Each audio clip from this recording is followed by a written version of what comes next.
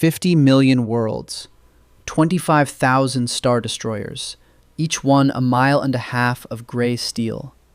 An army you couldn't count if you spent your whole life trying. The Galactic Empire was the largest single government that has ever existed in this galaxy, and in 23 years of absolute power, it never sent one ship past the edge. Not one. Think about that the way you'd think about it on Earth. Every empire we have ever built eventually ran out of map and kept going anyway. Rome crossed the Rhine. Spain crossed an ocean it couldn't see the end of. The moment a power gets big enough, it expands, because expansion is the only thing that keeps something that size fed. The empire didn't. It stopped. At a line on a map that isn't a border, isn't a treaty, isn't a wall anyone built. The real answer isn't in the films. It's in the books they threw away. And it has a name. First, the numbers. Legends material, specifically the Essential Atlas, puts Imperial territory at roughly 70 million systems total, approximately 1.5 million fully integrated member worlds, and about 69 million colony and lesser systems. The sources don't entirely agree, and canon provides no hard figure at all. The fleet count has the same problem. 25,000 is the most cited figure for Imperial-class Star Destroyers specifically, drawn from Legends reference material, and the community has disputed it ever since. The objection is mathematically reasonable. One destroyer per 2,800 worlds is thin coverage, and some analyses push the true number toward 250,000. Nobody has settled it. What isn't disputed is what a single Star Destroyer costs in human terms. An Imperial I-class carries 9,235 officers, 27,850 enlisted personnel, and 9,700 stormtroopers, over 37,000 people per ship. Multiply even the conservative 25,000 ships by that crew requirement, and you're approaching 1 billion people to staff the destroyer fleet alone, before counting a single ground garrison, intelligence officer, or system defense platform. Legends estimates total galactic population at around 100 quadrillion. An empire drawing on that population had the resources to attempt almost anything. The question is, what stopped it? The Star Wars galaxy isn't one undifferentiated disk of stars. It's layered. Densely populated core worlds at the center, then the colonies, inner rim, expansion region, mid-rim, outer rim, in successive rings moving outward, each one less governed and more sparse than the last. Tatooine is outer rim. So is Hoth. Beyond the outer rim, the map fractures rather than ends. Wild space is the zone beyond, partially charted, largely unmapped, with some hyperspace routes scratched in, but large gaps where no crossing has been confirmed safe. Beyond that sits the unknown regions, a specific, bounded zone estimated in Legends to contain roughly 15% of the galaxy's stellar mass. The inhabitants have their own name for it. They call it the Chaos. That's the actual in-universe designation, and it describes the navigation environment with precision. Hyperspace travel works by following mapped lanes, pre-charted corridors threaded between gravitational hazards. A ship in hyperspace moves through an alternate dimension where real space gravitational objects cast mass shadows. Flying too close to one tears a ship out of transit, or destroys it. Charting a new route requires scouting microjump by microjump, probing ahead segment by segment before committing the next leg. The unknown regions resist systematic charting because gravitational anomalies disrupt navigation computers, confirmed on screen in Star Wars Rebels. Legends sources name a circumferential hyperspace barrier beyond the unknown regions and the galactic rim itself, a documented structural obstacle distinct from mere unmapped territory. The Chiss Ascendancy can navigate the unknown regions, but only by using Force-sensitive children as living navigation instruments, a biological method unavailable to Imperial astrogation systems at any useful scale. The one regional culture capable of reliably crossing the chaos requires a workaround the Empire couldn't replicate fleet-wide. Standard Imperial hyperdrives and nav computers weren't built for what's out there. Between galaxies, these problems become categorical rather than navigational. Voyager 1 has crossed our solar system into interstellar space, and the nearest star is still 4.24 light-years away, a gulf no probe we've launched will cross in any human timescale.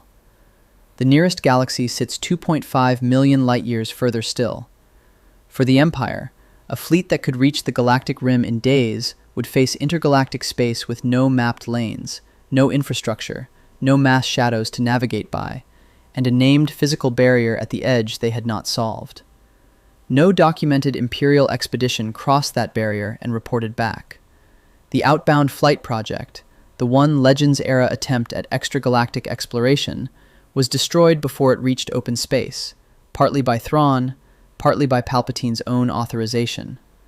One canonical exchange between a subordinate and Wilhuff Tarkin captures the ambition without the infrastructure.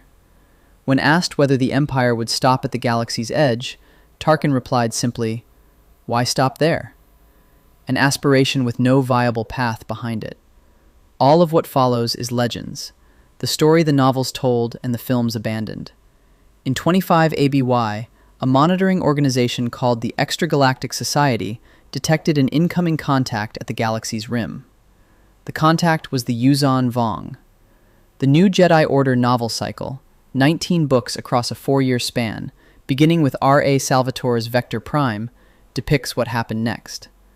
Legends reference material estimates total casualties at between 300 and 365 trillion sentient beings.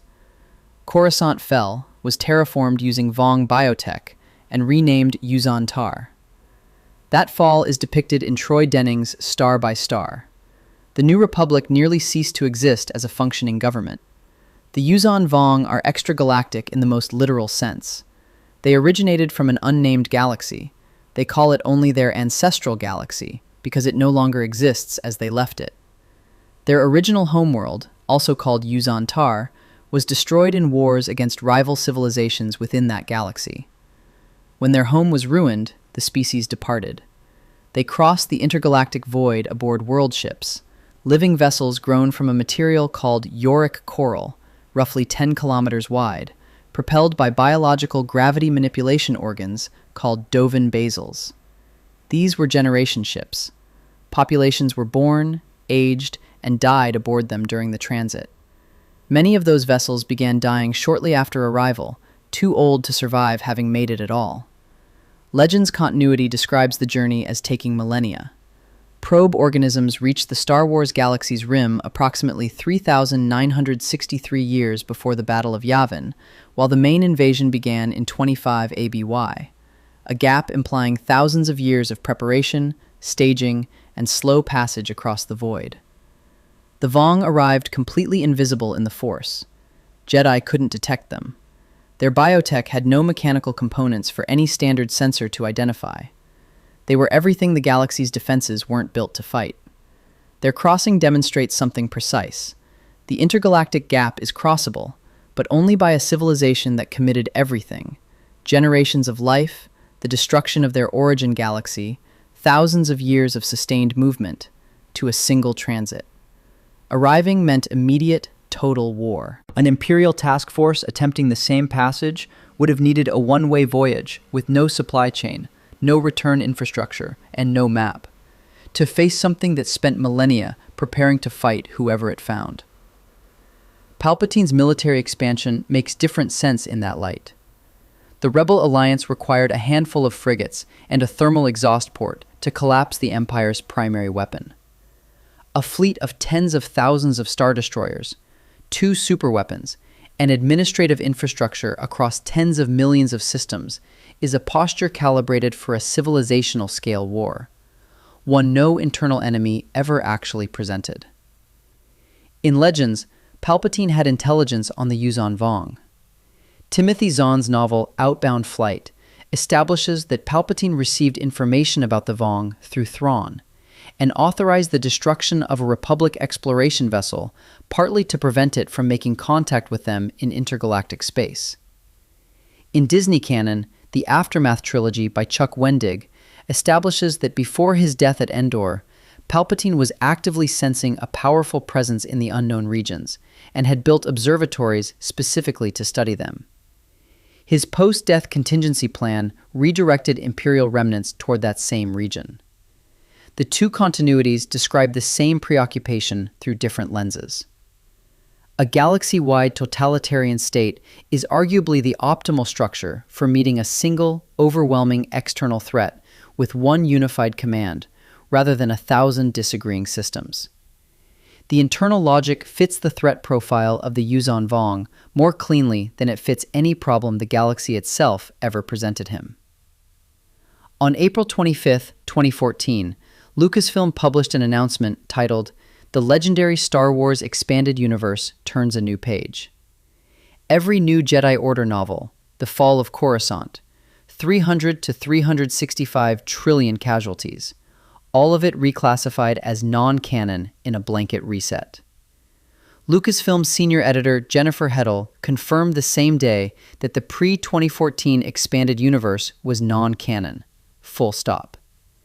The sequels that followed gave audiences the First Order, an Imperial remnant, an internal faction, and then a resurrected Palpatine on Exegol, also inside the galaxy. The open door stayed shut. 19 novels establishing the only extragalactic war in Star Wars history were sitting in print as a ready-made sequel path. Disney left them there. The Empire never left the galaxy because the galaxy was the whole battlefield, and the only door out had something standing on the other side of it. That's not a hole in the story. That's the story. The one where a tyrant builds a cage around 100 billion stars because he can count, and he knows what's coming, and he intends to be the only fist left when it arrives. We were handed the answer in a stack of novels, and then we were told to forget them. The edge of the map is still there. Something is still on the other side, and the official story still can't tell you its name. Subscribe for more stories like this.